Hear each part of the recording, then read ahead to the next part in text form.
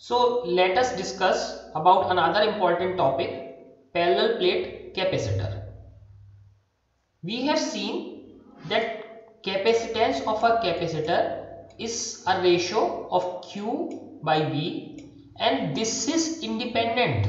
This is independent of all other things, only dependent on the shape and geometry, because Q and V both are proportional to each other. So V was proportional to Q, so it becomes independent of charge.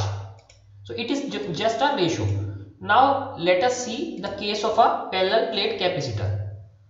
Parallel plates means there are two conductor plates made of metal or any other conductor, and there is a space between them which is filled by some insulating material. Let us take initially this insulating material to be air or vacuum, then we will insert another insulating materials, or as we call them, dielectrics.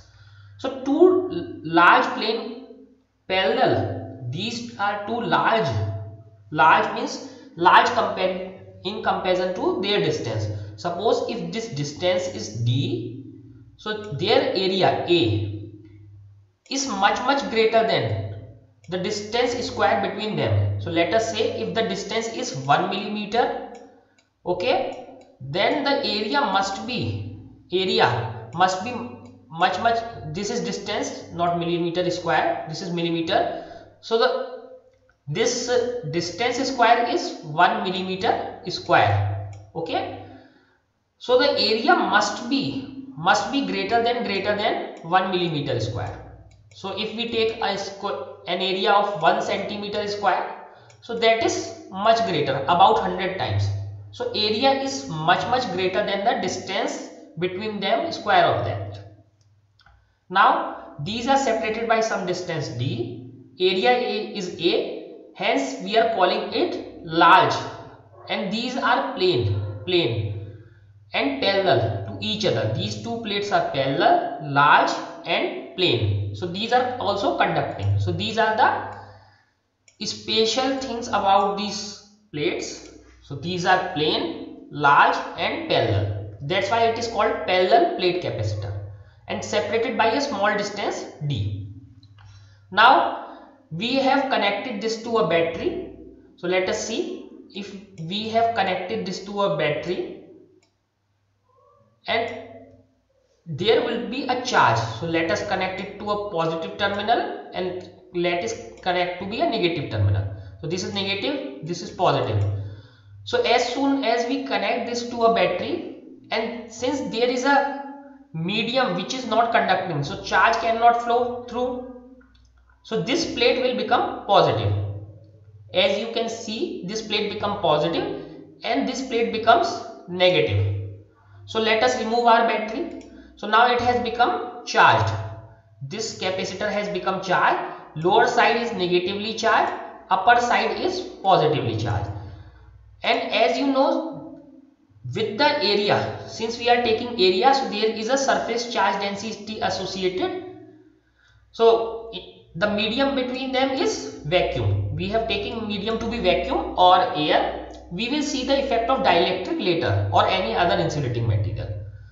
Let us take this first plate has acquired charge positive Q, and second plate acquired the same, the charge must be same, negative Q. So this is positive Q and this is negative Q, and accordingly their density, positive sigma is Q by A, negative sigma, this side negative surface charge density is minus Q by A.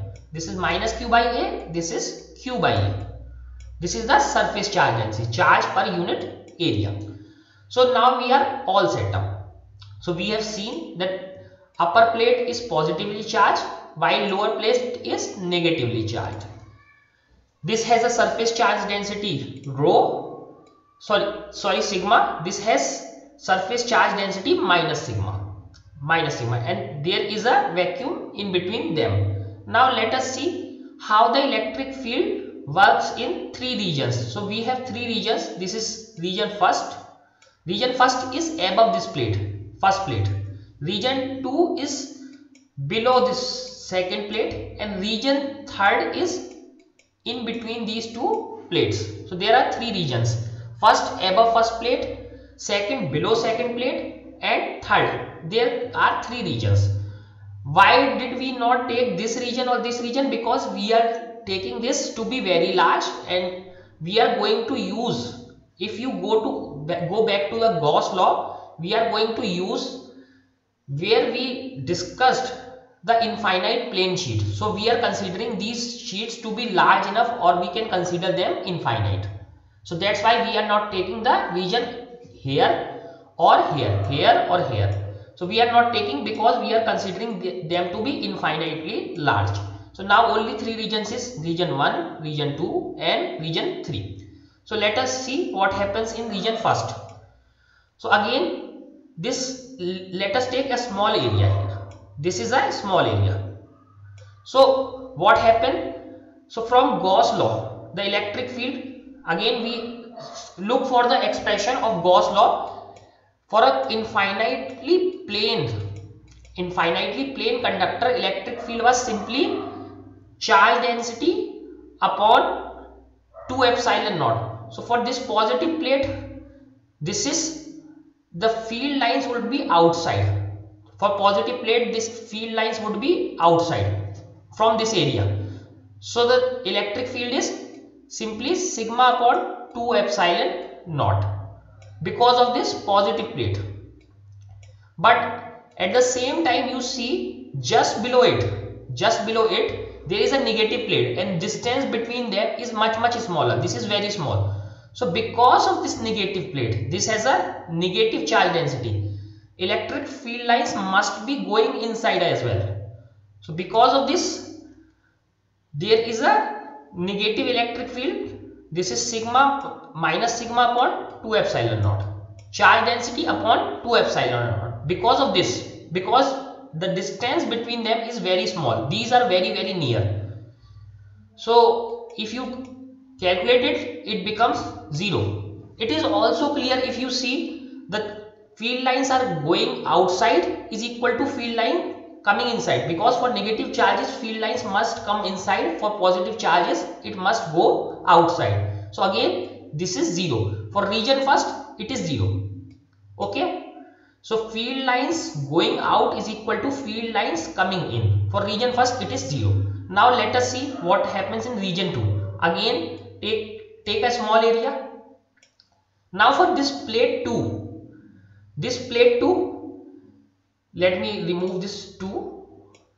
So for this plate 2, E is equal to electric field lines coming in is equal to minus sigma upon 2 epsilon naught, charge density upon 2 epsilon naught. So lines are coming in, okay, for this plate 2. But again this plate plate 1 is very near. So this is sending field lines out. There is a very small distance between them. So because of this is again electric field due to this plate 1 is sigma upon 2 epsilon naught. Again this cancels out. This cancels out and field is again 0. So till now we have seen that the field outside the capacitor is 0. Field outside the capacitor in this region, in region 1 and region 2, in both of them field is 0. Now let us see what happens in the region 3, which is between the capacitor. So in this region 3rd, so if you see that for plate 1 this charge density is positive, for plate 2 it is negative. So for region 3rd, this E is simply the flux going out, but again this is not going outwards of the capacitor. So this is simply sigma upon 2 epsilon naught flux coming in, but again it is not coming from outwards. So both the fluxes must add up. So this is minus minus, so minus minus becomes plus. This is not coming somewhere from outside, it is coming from the inside the capacitor. So there is a plus sign. So both the fields will add up, and the total field will become, there will be 2 sigma upon 2 epsilon naught. This will become sigma upon epsilon naught. Why? Because field is not going outside the capacitor, field is inside. Whether it is due to 1, it is due to 2.